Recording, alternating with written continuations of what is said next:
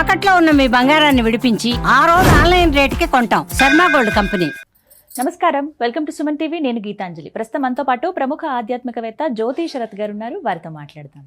జ్యోతి గారు నమస్తే అండి. నమస్తే. వినాయకుడు రూపాలు ఎన్నో, అందులో వక్రతుండ వినాయక రూపం ఎంతో విశేషంగా ఉంటుంది. అంటే స్వామిని చూడగానే మనకి అలా తెలుస్తుంది. కానీ ఆ రూప విశిష్టత ఏంటి, ఏం నేర్చుకోవాలి, ఏం తెలుసుకోవాలి ఆ రూపాన్ని నుంచి వివరించండి. తుండము అనేటప్పటికీ ఏనుక్కి ఉంటుంది కాబట్టి వినాయకుడికి ఆ ఏనుగు ముఖం ఉంది కాబట్టి ఆ తుండము ఉంటుంది. అది వక్రంగా ఉంటుంది, అంటే ఒకవైపుకి తిరిగి ఉంటుంది. అయితే ఈ రూపం చూసిన వెంటనే అది ప్రణవాకారంలో ఉంటుందట. అంటే ఓంకారం. మనం వినాయకుని యొక్క ఆకారము ఈ తుండంతో పాటు చూసినట్లయితే అది ఇలాగుండి ఓంకార రూపాన్ని మనకి గుర్తు తెప్పిస్తుంది అన్నది ప్రప్రథమంగా మనం తెలుసుకోవాల్సిన విషయం. అయితే కొన్ని సందర్భాలలో వినాయకుని యొక్క తుండం ఇటువైపు తిరిగితే మంచిది, అటువైపు తిరిగితే మంచిది చాలా వింటూ ఉంటాం. మనకేంటంటే మనం మనుషులం కదా, దేని మీద ఎక్కువ ధ్యాస పెట్టొద్దో దాని మీదకే వెళుతూ ఉంటుంది మన మనసు. కాబట్టి ఎక్కడైనా చిత్రపటం ఎవరో చెప్తారు కుడివైపు తిరిగితే మంచిది, లేకపోతే ఎడం వైపు తిరిగి ఉంటే మంచిది అనేటప్పటికీ అవి తెచ్చి పెట్టుకోవటం, లేకపోతే అది చూస్తే వాస్తవానికి భగవత్ స్వరూపం మన మనసులోనే అది మనం దాన్ని నింపుకుంటే తుండం ఉన్నా లేకపోయినా అన్నీ మంచివే. కాకపోతే ఇలా ఈ వక్రతుండము అన్నది ఈ ఆకారము మనకి అలా వక్రంగా ఉన్న తుండము ఓంకారం అన్నది మనకి గుర్తు తెప్పిస్తూ ఉంటుంది. ఈ ఓం అంటే ప్రణవం. ప్రతి ఒక్క నామానికి ముందు ఓం అన్నది చెప్తూ ఉంటాం. అంటే అకార ఉకార మకారములు ఇవి జరుగుతూ ఉంటాయి. ఓం అని అంటే ఎలా పడితే అలా చదివేస్తే బహుశా దానికి ఉన్న శక్తి మనకి రాదు. ఓంకారాన్ని చదవటానికి కూడా కొన్ని పద్ధతులు ఉంటాయి. అంత చక్కగా అంటే ఎంతసేపు ఆ లేకపోతే ఊ లేకపోతే మా అన్నది నిలిపి పెట్టాలి. దాంట్లో కూడా ఆ వాయువు శ్వాసము నిశ్వాసము ఇవన్నీ ఉంటాయి. దానికి ఒక లెక్క ఉంటుంది. మనం నామాలు చదివేటప్పుడు ఓం ఓం ఓం అని తొందరగా చదివేస్తూ ఉంటాం. కానీ ఈ ఓంకారానికి అంతటి ప్రాముఖ్యత ఉంది అన్న విషయం మనకి తెలుసు. కాబట్టి ప్రతి నామానికి ఓంకారం ఉంటుంది. అలాగే వేదము మనకి ప్రమాణము అన్నది గుర్తు తెప్పిస్తుంది ఓంకారము. ఈ ప్రణవం సాధారణంగా ఎక్కడైనా ఓంకారమే చేస్తుంటారు. మెడిటేషన్ అన్నా లేకపోతే ఇంకేమైనా సాధన కూర్చుని చేసినప్పుడు మంత్రాలు అవన్నీ ఎవరైతే పుచ్చుకుంటారో అంటే గురువుల దగ్గర అవి కాకుండా మామూలుగా అయితే అందరూ సాధారణంగా కూర్చుని ఓంకారాన్నే చెప్పుకుంటూ ఉంటారు. దీనివల్ల ఆరోగ్యపరంగా అయితే మనకి ఆ ఓం అన్నది ఇక్కడి నుంచి స్థానాలు ఉంటూ ఉంటాయి. అలా చెప్పినప్పుడు ఖచ్చితంగా మన ఆరోగ్యానికి అది మంచిది అని అంటూ ఉంటారు. దీనికి సంబంధించి చాలా నిర్వచనాలు ఉన్నాయి. ఇప్పుడు ఆధ్యాత్మికంగా మనం మాట్లాడుకున్నట్లయితే ఈ ఓంకారము అన్నది మనకి వేదం ప్రమాణం అనే మాట గుర్తు తెప్పిస్తుంది. అయితే వేదం అన్న వెంటనే వేదం చదువుకోవడం రాదు, లేకపోతే ఆ వేదాల్లో ఏముంటాయో మాకు తెలీదు, మనకు అలవాటు లేదు కదా అని అనుకుంటా. అయితే వేదము అంటే అందులో ఉన్న లేకపోతే సూక్తులు, ఋగ్వేదం అని యజుర్వేదం అని వీటి జోలికి మనం వెళ్ళం కదా. సామాన్యుడికి వేదం అంటే ఎందుకు అర్థం అవ్వాలి, ఎలా అర్థం అవ్వాలని అనుకుంటాం. అందుకే ఈ వేదము అంటే చాలా చిన్నగా అర్థం చేసుకోవాలి. అంటే మనిషి ఎలా బ్రతకాలో వేదం చెప్తుంది. అందుకే అన్నిటికీ వేదం ప్రమాణం అనే మాట వింటూ అంటే వేదం ఏది చెప్తే అది చెయ్యాలి, మనిషి అలాగే బ్రతకాలి అని.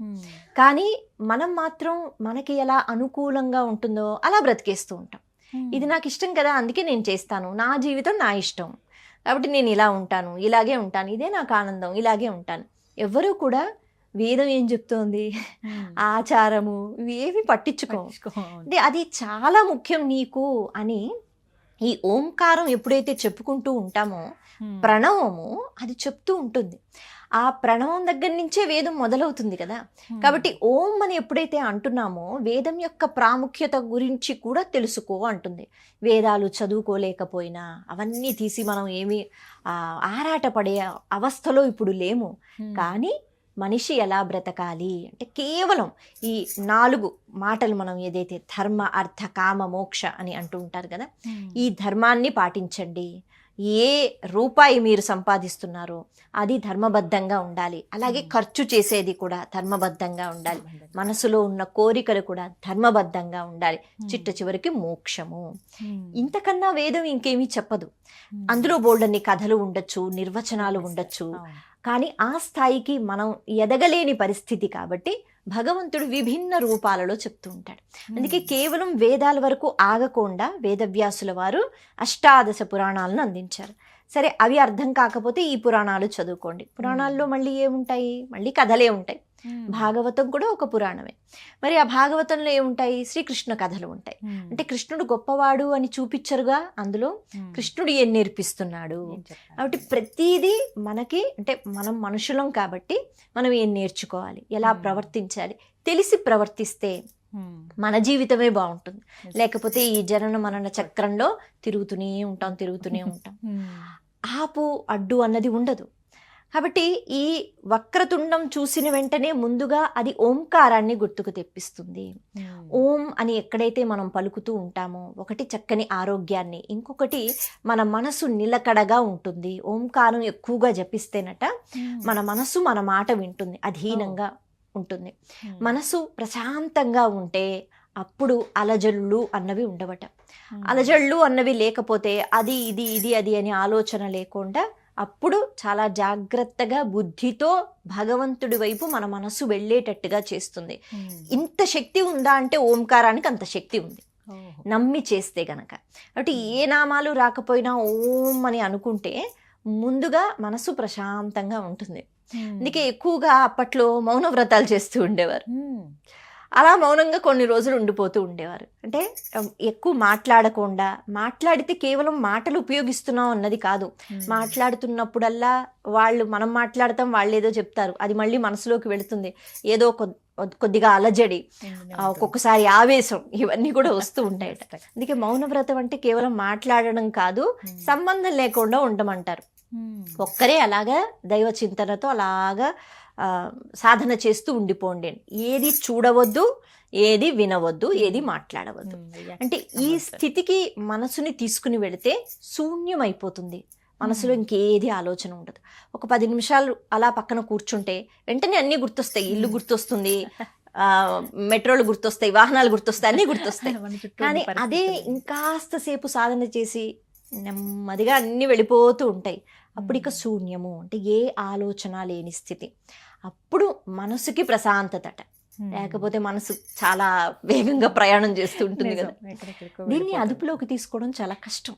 కాబట్టి ఈ ఓంకార సాధన ఇది తేలిక, వేదాలు చదువుకోకపోయినా.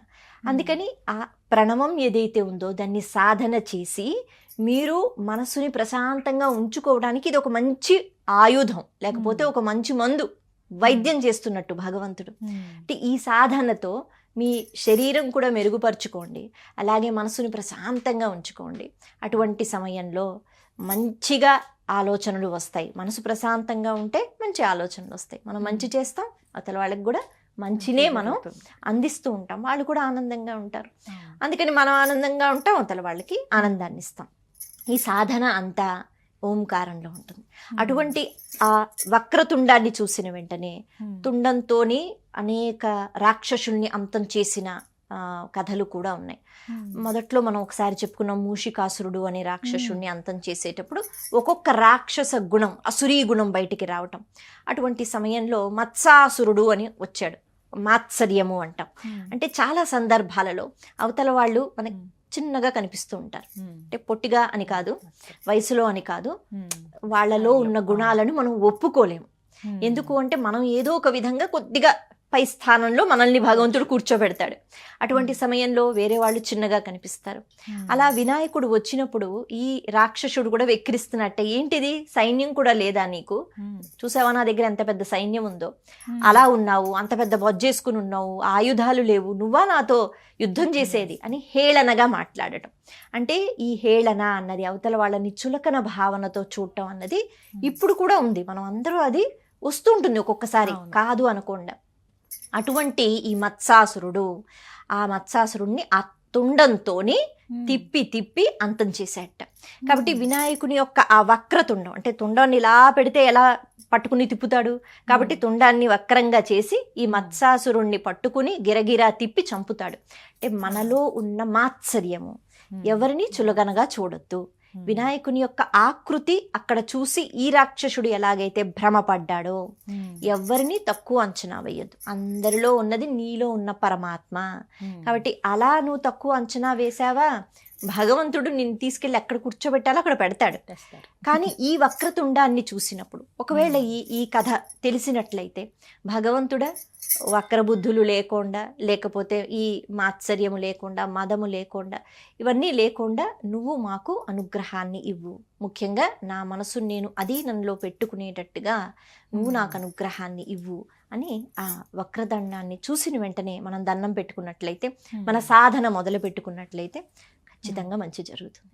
ఈ విధంగా ప్రార్థించాలి ముందుగా దేవుణ్ణి. చక్కగా వివరించారండి, ధన్యవాదాలు.